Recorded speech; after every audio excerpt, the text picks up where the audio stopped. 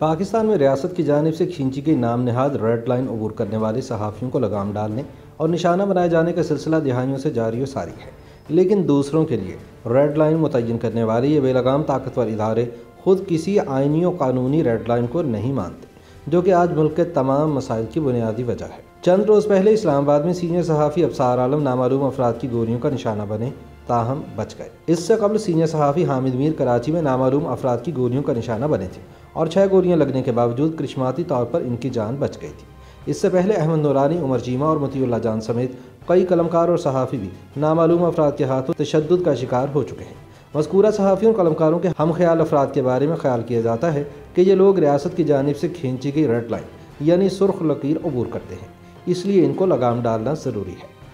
तज्जियाकार कहते हैं कि रियासत की जानिब से खींची गई सुर्ख लकीर अबूर करने का मतलब मुल्क से गद्दारी, मुल्क दुश्मनी या दुश्मन के हाथ मजबूत करना लिया जाता है। लेकिन हैरत अंगेज़ बात यह है कि मज़कूरा सुर्ख लकीर लगाने वाले इसके खालिक अज खुद रेड लाइन अबूर करने की पाबंदी से हमेशा मुबर्रा रहे हैं, मगर ना मुल्क में ना तो बार बार मार्शल लॉ लगती और ना ही एमरजेंसी लगती, ना तो बार बार आइन मुअत्तल होता और ना ही अवाम के मुंतखब वज़ीर आज़म को गिरफ्तार करके जेलों में डाला जाता, जिला वतन कर दिया जाता और फांसी दी जाती। तज्जियाकारों का कहना है कि दूसरों को लगाम डालने और उनके लिए रेड लाइन मुतय्यन करने वाले अगर खुद सुर्ख लकीर अबूर ना करते तो ना ही तहरीक तालिबान, तहरीक लब्बैक और लश्कर तैयबा जैसी शिद्दत पसंद तंजीमें बनाई जाती और ना ही बाद में इनको फसादी और दहशतगर्द करार देकर पाबंदियाँ लगाने की नौबत आती। नाक़दीन कहते हैं कि सबसे अजीब बात यह है कि जब मीडिया से ताल्लुक़ रखने वाले प्रोफेशनल और बाज़मीर सहाफ़ी रियासती इदारों के फ़ौजी सरबराहान को मुल्की आइन और कानून के मुताबिक चलने और अपने दायराकार में रहने का कहते हैं, तो इन पर रियासत की जानिब से खींची गई रेड लाइन क्रॉस करने का इल्ज़ाम लगा दिया जाता है। अगर कोई सियासतदान या सहाफ़ी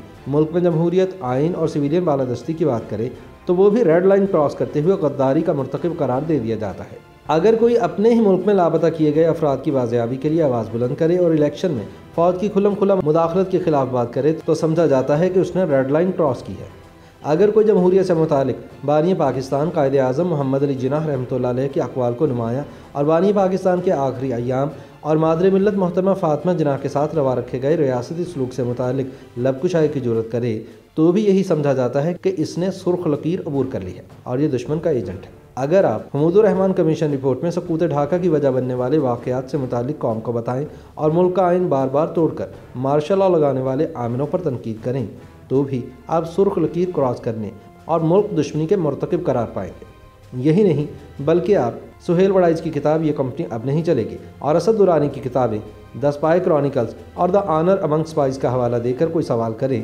तो भी आप सीधे सीधे रियासत की सुर्ख लकीर अबूर कर रहे होंगे। नाक़दीन का कहना है कि आज के अस्करी पाकिस्तान में अगर आप जनरल रिटायर्ड आसिम वाजवा के पापा जॉन्स पिज़्ज़ा स्कैंडल से मुतालिक सवाल उठाएंगे तो जान लें आप रेड लाइन क्रॉस कर रहे हैं। अगर आप डैम फंड के नाम पर आवाम की जानिब से बतौर चंदा दिए गए 12 अरब रुपये का हिसाब मांगें और पार्लियामेंट को बाईपास करते हुए पाक भारत खुफिया मुज़ाकरात से मुतालिक तशवीश का इजहार करेंगे तो भी आप सुर्ख लकीर अबूर कर रहे हैं।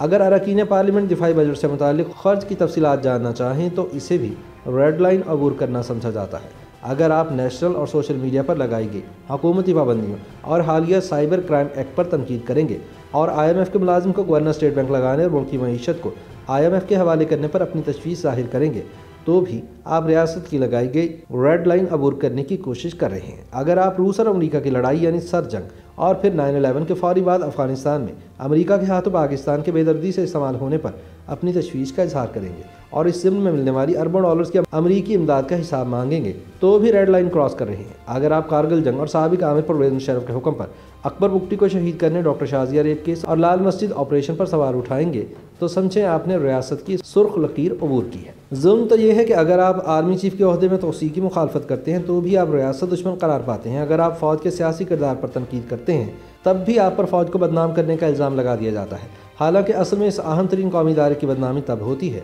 जब कोई army chief red line cross करते हुए आइन तोड़कर मुल्क का सदर बन जाता है। आज के पाकिस्तान में अगर कोई जज आइन शिकनी पर मुशर्रफ को चौक में फांसी देने का फैसला करता है तो उसे भी मुल्क दुश्मन और गद्दार करार दे दिया जाता है। अगर इसी मुशर्रफ को दुबई से पाकिस्तान वापस लाकर कानून के मुताबिक सज़ा देने का मुतालबा किया जाए तो ये भी सुर्ख लकीर अबूर करने के ज़ुमरे में आता है। जब आप रियासती असासाजात यानी अच्छे वाले तालिबान, हाफिज़ सईद, लश्कर तैयबा, जमात-उद-दावा, सिपाही सहाबा, सिपाही मोहम्मद और तहरीक लब्बैक वगैरह पर पाबंदियाँ लगाने से मुतालिक पूछेंगे तो आप असल में रेड लाइन क्रॉस कर रहे होंगे। अगर आप तहरीक लब्बैक के कारकुनान में फैज़ाबाद धरने के बाद इनामी रकम तकसीम करने पर सवाल उठाएंगे तो भी यकीनन आप सुर्ख लकीर अबूर करेंगे, जिसकी कड़ी सज़ा दी जाती है। अगर सन 2018 के इलेक्शन में तारीखी धांधली और RTS की अचानक खराबी से मुतालिक सवाल उठाएंगे तो गोया आपने रेड लाइन अबूर की है। अगर आप 3 बरसों में मुल्क की तबाहशुदा मईशत से मुतालिक सवाल उठाएंगे तो भी आप रेड लाइन क्रॉस करने के मुर्तकिब ठहराए जाएंगे। लेकिन इस सब के बावजूद उन ताकतवर बंदूक वालों के लिए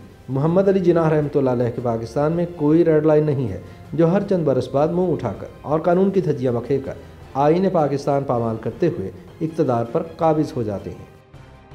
YouTube पर गूगली न्यूज देखने के लिए youtube.com की सर्च बार में गूगली न्यूज TV टाइप करें। गूगली न्यूज के पेज पर सुर्ख रंग के सब्सक्रिप्शन वाले बटन पर क्लिक करना ना भूलिए। YouTube पेज पर अपलोड होने वाली वीडियोस से बाखबर रहने के लिए बेल आइकन पर क्लिक कीजिए। आपको हर नई वीडियो के बारे में नोटिफिकेशन मौसूल हो जाएगा।